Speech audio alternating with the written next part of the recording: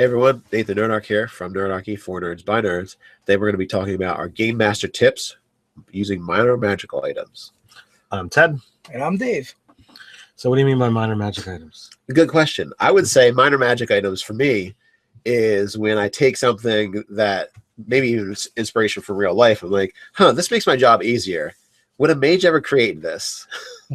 Or would a fairy creature ever think it's funny to make it? You know, like that kind of, that's the mentality I like to use for it. I look at it so as... a cup that keeps your drink cold all the time. Awesome magic item. Or hot. Or hot all the time when you want. If it does both, though, it might be too powerful. It might be uncommon at that point. So 500 gold, please. So I look at a concept of minor magic items are things that are going to essentially offer you advantage or interesting things essentially outside of combat. I had a cleric in pretty much the very first campaign that we ran, and a side effect was like it always stayed clean.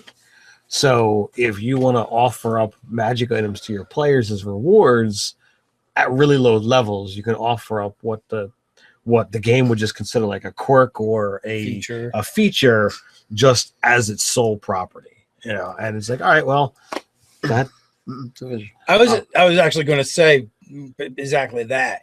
Like a minor magic item would be if you go to the quirk and feature section of your DMG and look at it, and it's actually a beneficial thing, like then that would actually be a minor magic item if it only had that. Like basically what you said. You know, so some of the quirk and features affect directly the combat situation. I think some of them gives you +2 initiative. Yeah, one of them does. Yeah, which isn't a super big deal, but every little bit helps. And you can put those things out there as just as like, oh, well, you know, you found a bracelet that does this, and you know, and hey, if it gives you a +1 initiative, whatever. Bracelets of Zoom. You know, I'm looking more along the lines of the things that are going to essentially offer you an advantage or an interesting role-playing mechanic that is just completely outside the spectrum of combat. The charm bracelet that makes woodland creatures follow you around. You know, you can't communicate with them. You can't make them do anything. Yeah. But they're just around. They love you. What if you had a sentient, you know, magic item that spoke a language, and in possession of it, you know, you had a language. You know, you could speak that language. So, you know, for the sole purpose of just giving you a language, you now have something to talk to. It might be able to provide, you know, a role-playing diversion. It could be set up in the very beginning of the game, but have specific knowledge that is needed way down the line. So if you wind up keeping it for all this time, you're like, oh, well, you know, now that we've finally gotten to this point here, let me share something with you. Right. Well, I also have an example from one of my early games. What was that? And like I had... it was back in 2nd edition, and Ryan's character was an elven, a half elven. I think it was half elven fighter mage.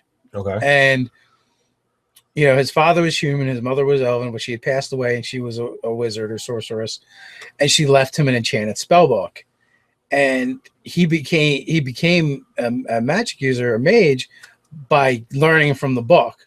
The book had minor enchantments on it, so it would like produce illusions, and you know, it would talk in his mother's voice, and you know, basically act as the tutor. Nice. It was more like pre-programmed. He couldn't interact with him, but it gave him more than just this is a book to read. Nice. So in game there was no properties to it. It was just his spell book. Specifically, what's really cool about that is that helped that character either overcome a flaw or a situation from their background, or enhance their overall experience. I have a character in my game who's puts on like very obsessed with their physical appearance. They're half orc and they wish they were beautiful. So it's a half orc paladin that just wishes she was a little more pretty. And they found a hat of disguise. Now, hat of disguise, you can do all these cool things with it. It's not definitely not like a minor magic item, but the purpose that she loves the most of it and the things she actually really cares about is the fact that she would change her face appearance through makeup and other things, and now she doesn't have to because it automatically does it. And it gives her a little plastic surgery feel. So that's what she uses it for. When other people, like the bard, said, wait, this is reminding me of something. Try and change into the half-elf ranger. And when she was able to do that, they're like, wow, this is really cool. But she's like, yo, so that's cool. I mean, it's weird to be changing into somebody else. But what I really want it for is for this thing. For makeup. So For I can put makeup. makeup on Yeah, every it was morning. like completely a useless thing, you think, in the game, but for her character, it changes her whole feeling. Again, on the character. ladies, all your hate comments, send them to Nate. Hey, I did not. Useless. She So ladies know that it's not useless to put on your makeup and make it easier. All right. So useless in-game mechanics. Okay. All right. It didn't give her charisma pluses. It didn't do anything for her in that sense. But it made her feel pretty. What more do you need? And that changed how she played her character in a positive way. You know, she was a particular way, and it changed it. So I like minor magic items that kind of overcome little character flaws, or the character themselves thinks it's great, Right. and everyone else is like, "Oh, okay, that's what it does." Yeah. Well, you can, Or you can be like, she keep can that pass the thing. guards with that, Yeah. but you're going to use it to put makeup on. Yeah. The major thing is this is what I really want it for. And I think a good test of that is for the character. If one of the characters sees it and they're like, "I've got to have this thing," and all our other characters are like, "Yeah, you can take it." It's like, What the heck am I going to use that for? So that I like to have those type of minor magic items that one of the players is going to really enjoy. So, I think characters out there are gonna be able to have fun with these type of things. They offer no serious mechanical situations. They probably don't require attunement. So I would hope not. So they have a situation where you can give them early, and it's not going to affect them over the long run. It's not going to increase their combat effectiveness. But I think players are going to be able to enjoy these type of things. Even trinkets. Some of the trinkets are almost like minor magic items. Mm-hmm. Like the book that can't be written in it, and different things like that. See, I find like the trinkets are more like, well, they're not useful. They're a quest thing. It's like I want to solve it. Yeah, but you could absolutely, like, this could be an evolution too. You could take a trinket that seems to have a magical property, and that's like either benign or not useful or doesn't really do anything. The clockwork fish in a bowl.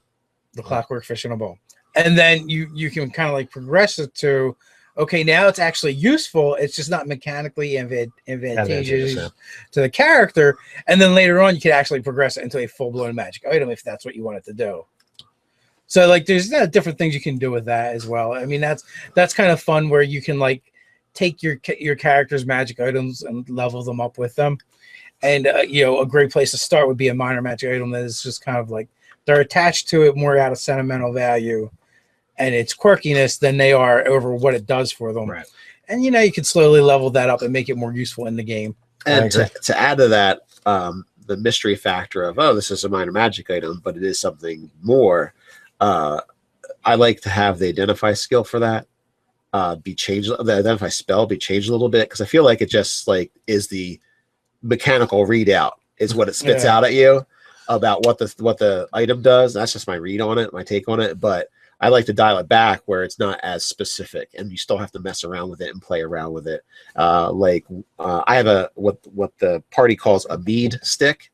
It's a stirring stick for a dwarven stirring stick with dwarven runes on it, and they're mead recipes, but it's magical, and they don't. It is the most interesting thing in the campaign because they don't know what it does. Yeah, I would say if you're gonna have items that do level, like they have to figure out, or secrets have to be let known to them about how it can be leveled up. But an identify is not going to give a checklist of, okay, well, if you do all of these things, it's going to have this effect, and then once this is unlocked, you can do all of this stuff to have this happen.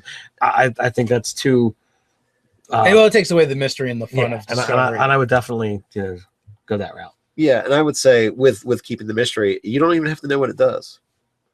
I've made 2 magic items so far for my game, and I know one of them is going to do more things, but it already does more than I expected it to do in the beginning. Nice. It's funny how these things take on a mind of their own. Yeah. So, but yeah, there's something to be said for letting things happen during the game, and maybe the players say something, and you're like, you know what, maybe that's what it will do. That's a good idea. That was a better idea than I thought of. Yeah, and then you just do it. So what do you guys think? Do you use minor magic items in your game? Pros, cons, go ahead and put them in the comments below. While you're doing that, feel free to click like, share, even subscribe. Check us out on nerdarchy.com. You can also join the conversation over on Reddit. So until next time, stay nerdy.